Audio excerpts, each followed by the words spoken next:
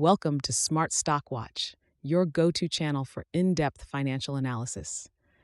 Today is April 23rd, 2025, and we're diving into the first quarter earnings report of Philip Morris International. Joining us is John, a senior analyst from Smart Stock Watch. John, thank you for being here. Thank you for having me. It's a pleasure to discuss Philip Morris International's latest performance, especially given their strong results this quarter. Absolutely. Philip Morris has reported some impressive numbers, and I'm eager to get your insights on their performance and future outlook. Revenue and profitability overview. Let's start with the top line.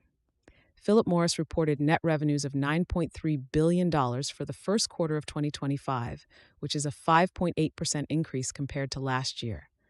John, can you elaborate on the factors driving this growth? Certainly. The growth in net revenues was primarily driven by a favorable pricing variance and higher volumes of smoke-free products. The gross profit also saw a significant increase of 11.8% to $6.3 billion, reflecting strong margin expansion.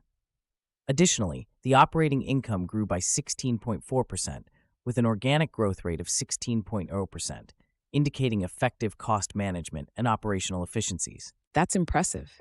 It seems like their strategic focus on smoke-free products is paying off. Smoke-free business performance. Philip Morris has been heavily investing in its smoke-free business. How did this segment perform in the first quarter? The smoke-free business continues to be a major growth driver for Philip Morris. It accounted for 42% of their total net revenues and saw an organic growth of 20.4% in net revenues and 33.1% in gross profit. Their IQOS product line is particularly strong, holding a 77% market share in the heat-not-burn category. Additionally, the ZYN nicotine pouches in the U.S. exceeded expectations with a 53% growth in shipments. It's clear that their smoke-free strategy is gaining traction globally. EPS performance and forecast.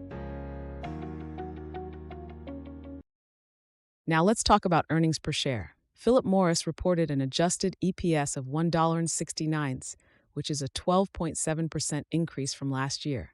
How does this compare to analyst expectations? Philip Morris exceeded expectations with their adjusted EPS of $1.69, beating the forecast of $1.61 from a survey of 5 analysts. This strong performance is attributed to their robust revenue growth and margin expansion, particularly in their smoke-free segment. Beating the EPS forecast is always a positive sign for investors. Future outlook and strategic initiatives. Looking ahead, what can we expect from Philip Morris for the rest of the year? Philip Morris has raised their full-year adjusted diluted EPS forecast to a range of $7.36 to $7.49, reflecting their confidence in continued growth. They anticipate a 12 to 14% growth in smoke-free product volumes and expect operating cash flow to exceed $11 billion.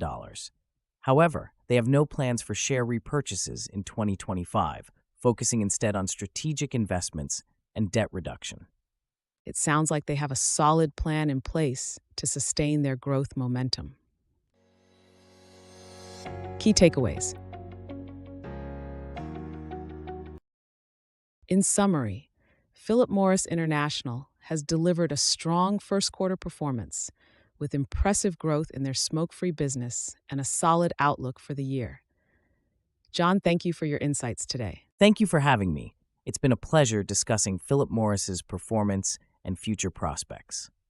Thank you to our viewers for tuning in. If you found this analysis helpful, please like, share, and subscribe to Smart Stock Watch. We'd love to hear your thoughts on Philip Morris's performance in the comments below. Until next time,